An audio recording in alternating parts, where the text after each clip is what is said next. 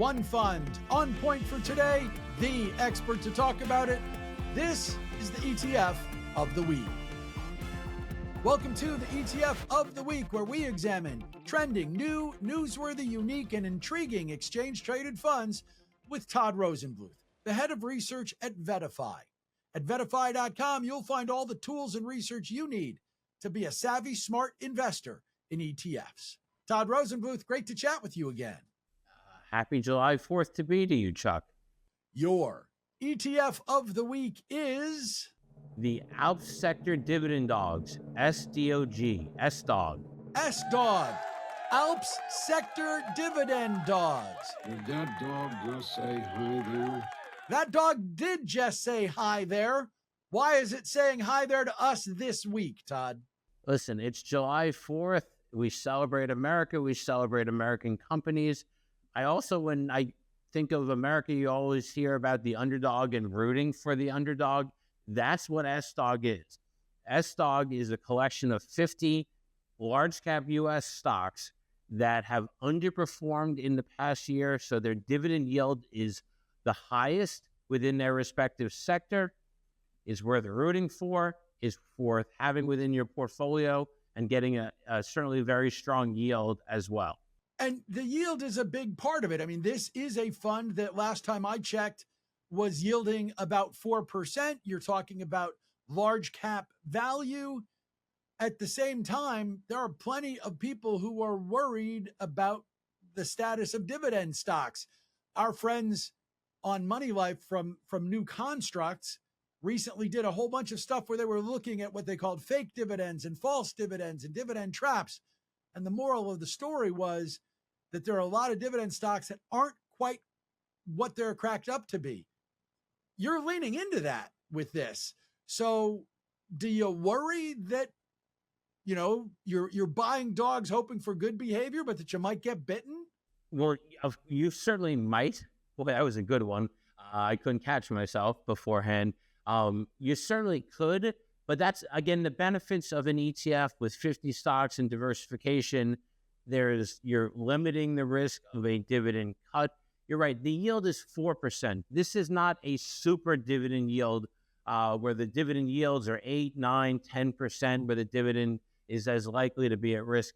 I'd encourage the audience to take a closer look at what is inside the portfolio, look at the stocks, and what you'll find is 5 stocks across 10 different sectors. So every sector that you find within the marketplace, excluding real estate has its own dividend or dividend dog efforts. And so in technology, for example, you're finding Cisco and IBM. I'm not going to put on my stock hat and tell you that I have 100% confidence that the dividend is secure for each of those companies, but I think they're in pretty good shape based on what it is that I know. In financials, for example, you're going to get a company like KeyCorp.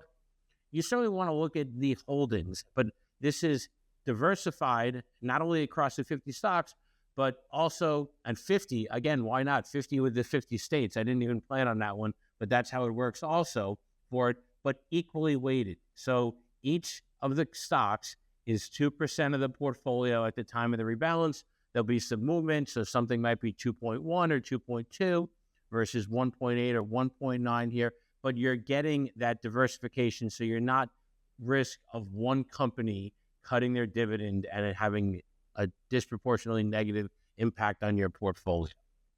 And this does give you some diversification. This is not like any of the picks that we've talked about where we're looking going, how much Mag 7 do they have, et cetera, because those are not the inhabitants here. And again, even if they were under equal weighting, they'd only be 2% of the portfolio. So that's the nice part about this.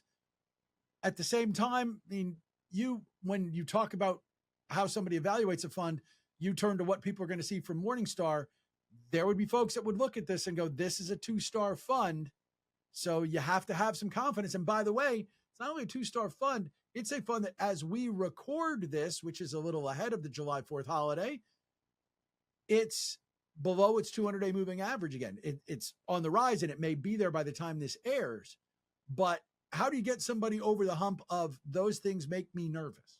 So I'll look at the performance in this year, and it's as we're recording this on on June 23rd. I am going to say the date. We don't normally do that, but so we're far enough in advance for this. It's up 2.5%. That's in line with the broader market, I believe, but with an above average dividend yield. So you're buying this in part for the upside potential of those individual stocks and a reversion to the mean.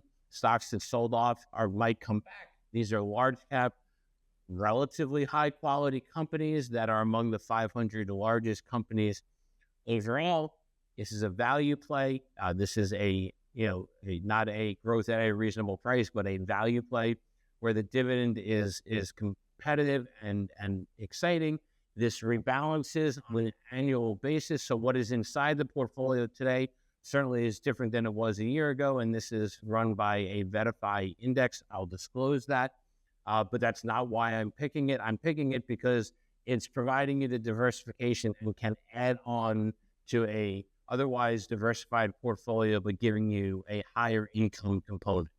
And generally, do you like dividend dog strategies, which, it's buy the highest yielding stock and rebalance periodically? There's the dogs of the Dow is what it's sort of famously known for. This is a twist on that.